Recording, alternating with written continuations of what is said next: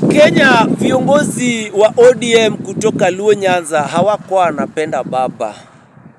Walikuwa wanapenda ile direct ticket baba alikuwa anawapatia. Kwa nini nasema hivyo? Tuko na 10 points agenda, baba aliacha pending. Compensation iko kwa hapo, compensation ya maandamano victims iko hapo kwa 10 points agenda. Hiyo ndio ilikuwa kitu cha kwanza washughulikie mwanzo. Sio mambo ya kukimbia. Wako mkutano Kamkunji, Kibira, wako mkutano Malaba, wako mkutano Kakamega. Hizo mkutano zote zinafanywa na pesa ngapi? Na compensation ni pesa ngapi?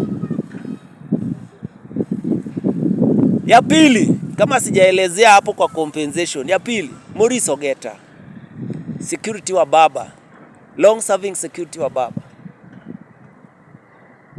Viongozi ya Wajaluo, viongozi wa ODM Wajaluo, baada ya baba kufa,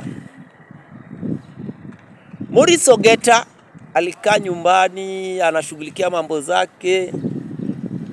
Hakuna kiongozi kutoka Luo Nyanza mpaka hao CS wawili waliita Maurice Ogeta ama walienda wakamtembelea Maurice Ogeta kwake, wakamwambia pole, umepoteza bosi wako, lakini sisi bado tuko na wewe kwa sababu bosi wako the late Raila Amolo Odinga alikuwa ametusaidia sana. Hakuna Mjaluo kiongozi wa ODM hata moja. So Wajaluo wenzangu, mimi nawaambia kama Raila Amolo Odinga ndio haja ambao wanamfanyia hivi na asha dedi. Sasa wewe Mjaluo mwenzangu, wewe mtu wa kupiga kura, inafaa ufikirie mara ngapi? Mara mbili.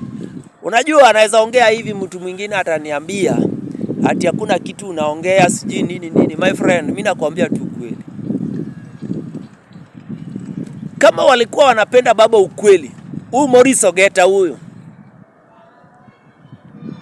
angepewa job kubwa. Mbona aitwe kule Mombasa na Abdul Swamad Sharif Nasir ndiye amuite huko ampatie kazi? Kwani counties hakuna Luo Nyanza? Kuna governors wangapi Luo Nyanza? Si ni kupiga kelele tu, kutembea kutukua mkutano na mabilioni za pesa. Mimi naomba Wajaluo this time round tusifanye makosa kuchagua mwenye unaonyeshwa na viongozi wengine. Asema Giluth tuachane nayo. So Wajaluo wenzangu, lazima round hii tukue makini.